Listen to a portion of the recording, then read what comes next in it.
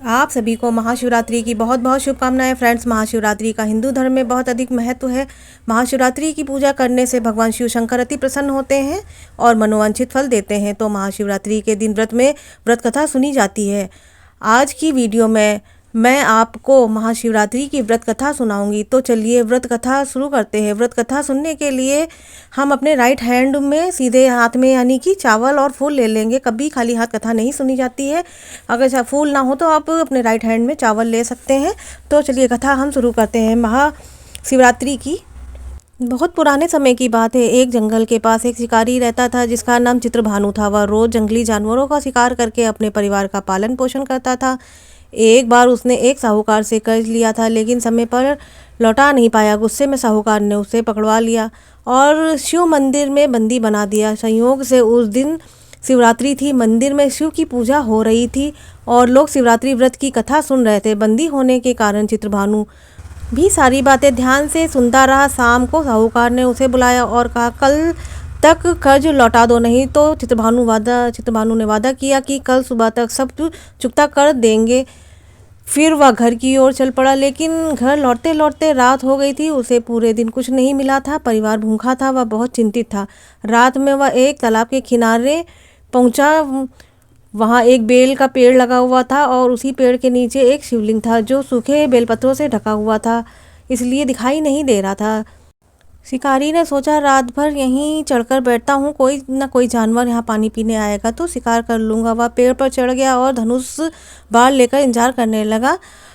एक हिरनी पानी पीने आई। शिकारी ने तीर साधा लेकिन हाथ हिलाने से कुछ बेलपत्र और पानी की बूंदें शिकारी से शिवलिंग पर गिर गई। अचानक में उसकी पहली पूजा हो गई। हिरनी ने कहा, मुझे मत मारो, मैं गर्भवती हूँ, अपने बच्चों को छोड़कर आई हूँ। शिकारी ने पहले तो मना किया लेकिन हिरनी ने सत्य की शपथ ली तो शिकारी को उस पर दया आ गई और उसने उसे जाने दिया।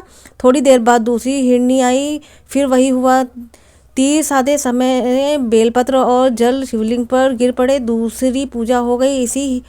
इस हिरनी ने भी वचन दिया कि वह लौट आएगी। शिकारी ने उसे भी जाने दिया। अब हिरनी के बच्चे आए। फिर वही क्रम दोहराया। बेलपत्र गिरे। तीसरी पूजा हो गई। बच्चे भी वचन देकर लौट आए।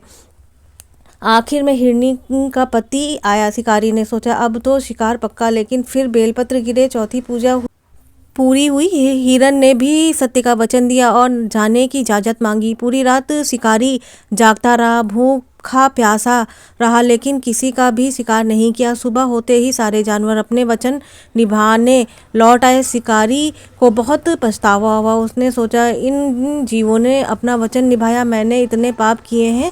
उसने शिकार छोड़ दिया और सारे जानवरों को जाने दिया। उसी दिन से चित्रभानु ने पाप छोड़ दिए और भगवान शिव की भक्ति में लग गया। मरने के बाद उसे शिवलोक की प्राप्ति हुई। भगवान शिव ने माता पार्वती को बताया कि जो अनजाने में भी शिवरात्रि की रात जागरण, बेलपत्र अर्पण और व्रत करता है उसे मैं मोक्ष देता हूँ। महाशिवरात्रि का संदेश क्या कथा कहती है और बताती है कि भगवान शिव कितने दयालु हैं।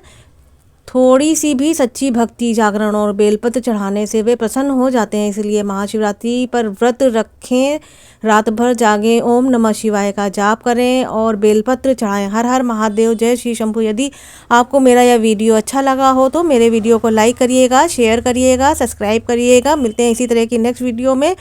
तब तक के लिए जय श्री कृष्णा, राधे राधे, हैप्पी महाशिवरात्रि, हर हर महादेव, जय शिव शंभू।